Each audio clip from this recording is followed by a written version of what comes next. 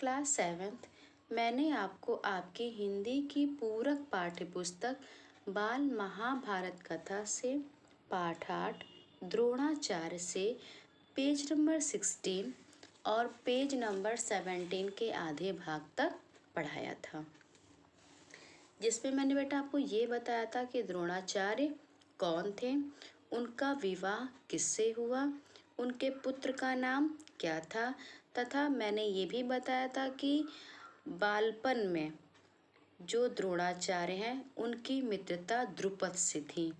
द्रुपद ने बाल्याकाल में लड़कपन में कहा कि जिस समय मैं राजा बन जाऊंगा उस समय मैं तुम्हें आधा राज्य दूंगा। फिर वह समय आ गया कि द्रुपद तो राजा बन गए और यह सोचते हुए द्रोणाचार्य उनके पास गए कि वह हो सकता है मेरी कुछ मदद कर दे। राज्य नहीं भी देगा तो थोड़ा धन ही प्राप्त हो जाएगा। यह सोच के बेटा द्रोणाचार्य द्रुपद के पास गए, लेकिन द्रुपद ने उनका निरादर किया। अब बेटा उसके आगे का भाग देखिए। द्रुपद ने कहा द्रोणाचार्य से, मित्रता बराबरी की हैसियत वालों में होती है। जो किसी राज्य का स्वामी ना हो वह राजा का मित्र कभी नहीं हो सकता। यही बेटा बातें द्रुपद ने द्रोणाचार्य से कही, उनका अनादर किया। द्रुपद की इन कठोर गर्वोक्तियों को सुनकर द्रोणाचार्य बड़े लज्जित हुए और उन्हें क्रोध भी बहुत आया। उन्होंने निश्चय किया कि मैं इस अभिमानी राजा को सबक सिखाऊंगा और बचपन में जो मित्रता की बात हुई थी उसे पूरा करके चैन लूंगा। वह हस्तिनापुर पहुंचे और वहां अपनी पत्नी के भाई कृपाचार्य के यहाँ गुप्त मतलब बेटा छुपे रूप से रहने लगे। अब बेटा इसके आगे का भाग देखिए, क्योंकि मैंने आपको यहाँ तक समझाया था। एक रोज हस्तिनापुर के राजकुमार नगर से बाहर कहीं गेंद खेल रहे थे कि इतने में उनकी गेंद एक कुएं में जा गिरी।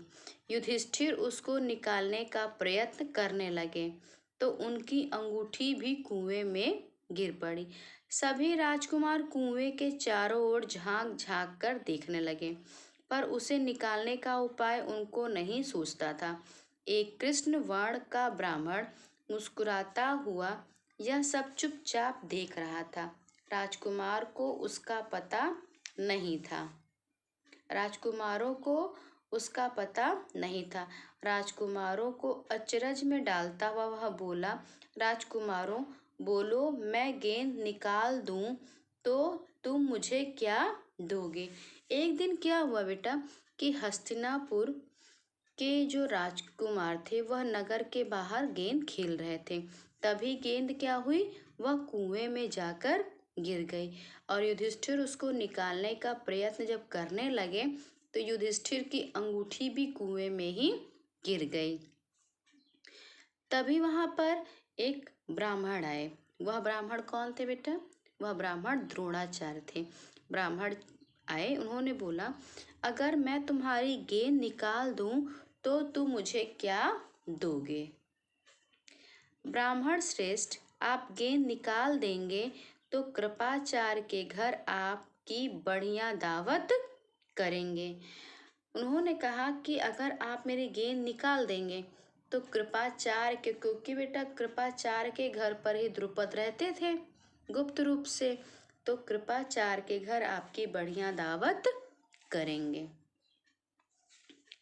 युधिष्ठिर ने हंसते हुए कहा। तब द्रोणाचार्य ने पास में पड़ी हुई सीख उठा ली और उसे पानी में फेंका।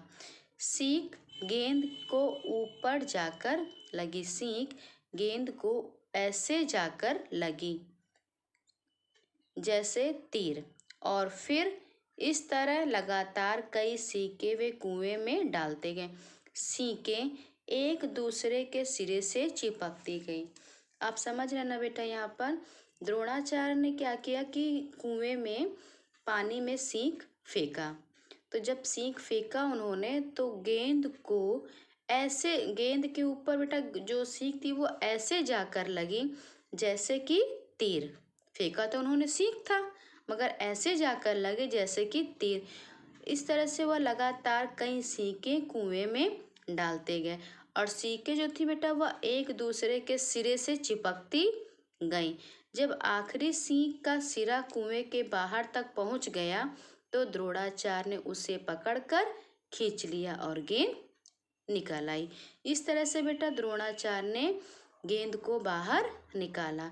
सब राजकुमार आश्चर्य से यह करतब देख रहे थे। उन्होंने ब्राह्मण से विनती की कि युधिष्ठिर की अंगूठी भी निकाल दीजिए। द्रोण ने तुरंत धनुष चढ़ाया और कुएं में तीर मारा। पल भर में बाण अंगूठी को अपनी नोक में लिए हुए ऊपर आ गया। द्रोणाचार्य ने अंगूठी युधिष्ठिर को दे दी। यह चमत्कार देखकर राजकुमारों को और भी ज्यादा अचरज हुआ। उन्होंने द्रोण के आगे आदर पूर्वक सिर नवाया और हाथ जोड़कर पूछा, महाराज, हमारा प्रणाम स्वीकार कीजिए और हमें अपना परिचय दीजिए कि आप कौन हैं। हम आपकी क्या सेवा कर सकते, हमें आज्ञा दीजिए। सभी राजकुमारों ने द्रोणाचार्य से अंगूठी निकालने के लिए भी विनती की। द्रोणाचार्य ने बेटा तुरंत ही धनुष चढ़ाया और कुएं में तीर मारा। पल भर में बाण अंगूठी को अपने नोक में लिए हुए बाहर आ गई। जब यह चमत्कार सभी राजकुमारों ने देखा तो उन्हें आश्चर्य हुआ और उन्होंने उनका परिचय पूछा और कहा कि बताइए हम आपकी क्या सेवा करें। द्रोण ने कहा, राजकुमारों, यह सारी घटना सुनाकर पितामह भीष्म से मेरा परिचय प्राप्त कर लेना। तो उन्होंने कहा कि बेटा ये सारी घटना जो यहाँ घटी ये सारी अपने पितामह भीष्म को सुनाना और उन्हीं से मेरा परिचय प्राप्त कर लेना। राजकुमारों ने जाकर पितामह भीष्म को सारी बात बताई तो भीष्म ताड़ गए कि हो ना हो वे सुप्रसिद्ध आचार्य द्रोण ही होंगे।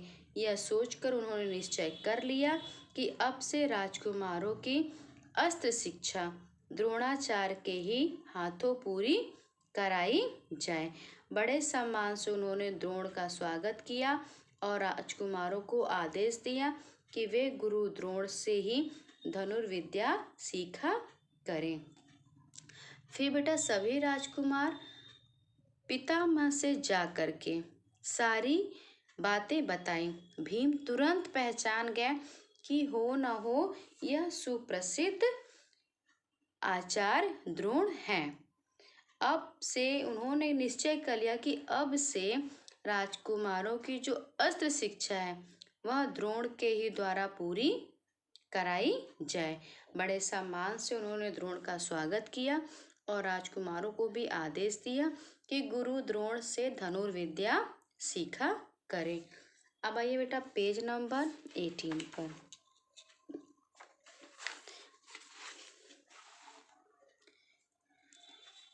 कुछ समय बाद जब राजकुमारों की शिक्षा पूरी हो गई तो द्रोणाचार्य ने उनसे गुरु दक्षिणा के रूप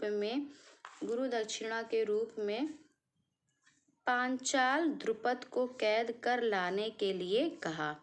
उनकी आज्ञा अनुसार पहले दुर्योधन और कर्ण ने द्रुपद के राज्य पर धावा बोल दिया, पर पराक्रमी द्रुपद के आगे वे न ठहर सके, हार कर वापस आ गए। तब द्रोण ने अर्जुन को भेजा। अर्जुन ने पांचाल राज की सेना को तहस नहस कर दिया और राजा द्रुपद को उनके मंत्री सहित कैद करके आचार्य के सामने ला खड़ा किया। जब बेटा द्रोणाचार्य ने सभी राजकुमारों की शिक्षा पूरी कर दी, मतलब अब कुछ समय बाद राजकुमारों की शिक्षा पूरी हो गई, तो द्रोणाचार्य ने उनसे गुरु दक्षिणा में ये कहा कि तुम पांचाल राज द्रुपद को कैद करके ले आओ। उनकी आज्ञा पाकर पहले दुर्योधन और फिर कर्ण ने द्रुपद के राज्य पर धावा बोल दिया, पर पराक्रमी द्रुपद के आगे नहीं ठहर सके और हार कर वे दोनों वापस आ गए। तब द्रोण ने अर्जुन को भेजा। अर्जुन ने पांचाल राज की सेना को तहस नहस कर दिया और राजा द्रुपद को उनके मंत्री सहित कैद करके लाके द्रोण के सामने खड़ा कर दिया। द्रोणाचार्य ने मुस्कुराते हुए द्रुपद से कहा, हे वीर, डरो नहीं, किसी प्रकार की विपत्ति की आशंका ना करो। लड़कपन में तुम्हारी हमारी मित्रता थी, साथ साथ खेले कूदे, उठे बैठे। बाद में जब तुम राजा बन गए तो ऐश्वर्य के मद में आकर तुम मुझे भूल गए और मेरा अपमान किया। तुमने कहा था कि राजा ही राजा के साथ मित्रता कर सकता है, इसी कारण मुझे युद्ध करके तुम्हारा राज छीनना पड़ा, परंतु मैं तो तुम्हारे साथ मित्रता ही करना चाहता हूँ, इसलिए आधा राज तुम्हें वापस लौटा देता हूँ, क्योंकि मेरा मित्र बनने के लिए भी तो तुम्हें राज चाहिए ना।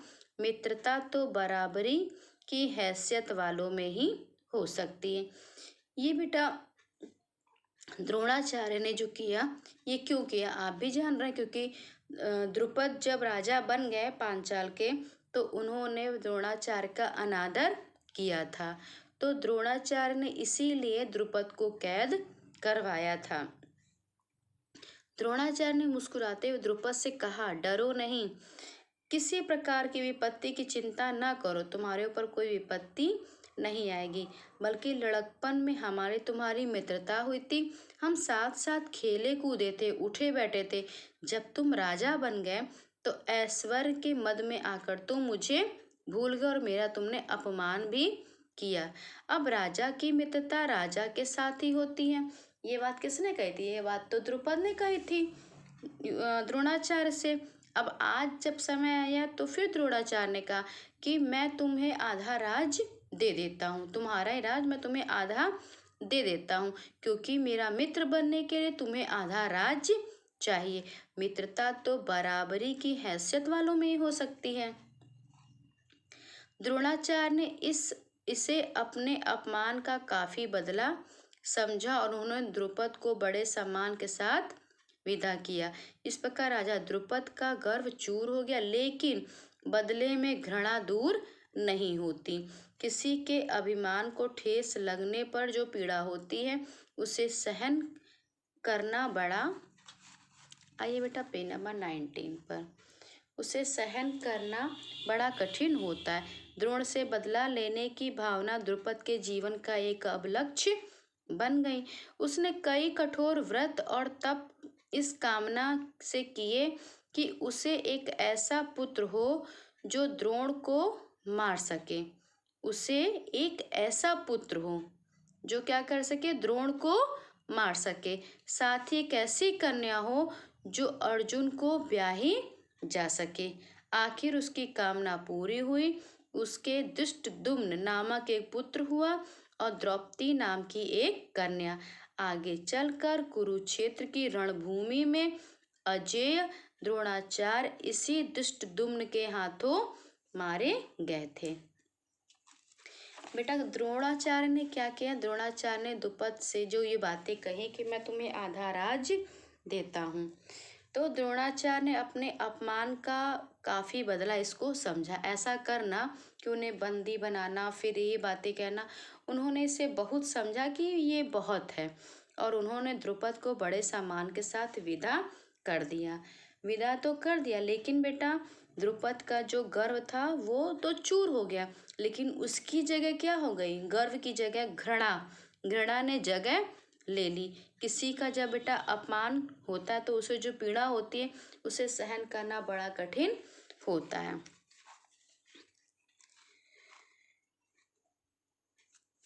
द्रोण से बदला लेने की भावना द्रुपद के जीवन का एक लक्ष्य बन गई कि अब मैं द्रोण से बदला लूंगा। और द्रुपद ने कई कठोर तप इसी कामना से किए कि उसे एक ऐसा पुत्र उसे एक ऐसा पुत्र हो जो द्रोण को मार सके, साथ ही एक ऐसी कन्या हो जो अर्जुन से को ब्याही जाए, मतलब अर्जुन से उसका विवाह हो। आखिर में उसकी कामना पूरी हुई और द्रुपद को धृष्टद्युम्न नामक एक पुत्र उत्पन्न हुआ और द्रौपदी नाम की एक कन्या। अब देखिए बेटा, उसके आगे का पाठ है पाठ 9, लाख का घर। भीमसेन का शरीर बल और अर्जुन की युद्ध कुशलता देखकर दुर्योधन की जलन दिन पर दिन बढ़ती ही गई। वह ऐसे उपाय सोचने लगा कि जिससे पांडवों का नाश हो सके। इस कुमंत्रणा में उसका मामा शकुनी और कर्ण सलाहकार बने हुए थे। भीमसेन का जो शरीर था बेटा, वो बल में और अर्जुन की जो युद्ध कुशलता थी उसे देखकर दुर्योधन बहुत ही ज्यादा जलता था और यह जलन दिन पर दिन चढ़ती जा रही थी। ये जलन दिन पर दिन उसकी बढ़ती ही जा रही थी। वह ऐसे उपाय सोचने लगा कि जिससे पांडवों का नाश हो जाए और इस बुरी सोच में उसका मामा शकुनी और कर्ण उसके सलाहकार बने। वह यह सोचता था कि कुछ ऐसा करें कि पांडवों का नाश हो जाए और इसमें उसका मामा शकुनी, दुर्योधन का मामा शकुनी और कर्ण उसके सलाहकार थे। बूढ़े धृतराष्ट्र बुद्धिमान थे, अपने भतीजों से उनका स्नेह काफी था, परंतु अपने पुत्रों से उनका मोह भी अधिक था। दृढ़ निश्चय की उनमें कभी कमी न थी, पर वह किसी बात पर वह स्थिर नहीं रह सकते थे। अपने बेटे पर अंकुश रखने की शक्ति उनमें नहीं थी। इस कारण यह जानते हुए भी कि दुर्योधन कुराह पर चल रहा है, उन्होंने उसका ही साथ दिया। दुर्योधन बेटा हमेशा ये सोचता था कि मैं कुछ ऐसा करूं कि पांडवों का नाश हो जाए और इसमें उसके मामा और जो है कर्ण हमेशा उसका साथ देते थे। लेकिन जो धृतराष्ट्र थे वह बुद्धिमान तो थे ही, लेकिन और उनको अपने भतीजों से भी प्यार था, उनको अपने भतीजों से भी प्यार था और उनको अपने पुत्र से भी बहुत अधिक मोह था, पुत्रों से भी।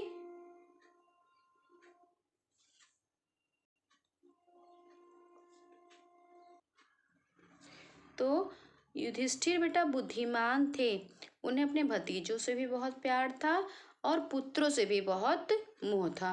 दृढ़ निश्चय की धृतराष्ट्र में बहुत कमी थी, वह किसी भी बात पर स्थिर नहीं रहते थे। अपने बेटों पर अंकुश रखने की शक्ति उनमें नहीं थी। इस कारण ये वो जानते थे कि दुर्योधन जो है बुरे रास्ते पर चल रहा है, फिर भी उन्होंने दुर्योधन का ही साथ दिया। क्लास 7th आज बेटा आपको लाख का घर पूरी कहानी पढ़नी है, क्योंकि मैंने आपको इसका एक ही पैराग्राफ पढ़ाया है, तो आप पाठ 9 की पूरी कहानी तो पढ़ेंगे, साथ में इसके पहले जो मैंने पाठ 8 कहानी पढ़ाया है वो भी आप पढ़ के स्वयं अच्छे से देखेंगे।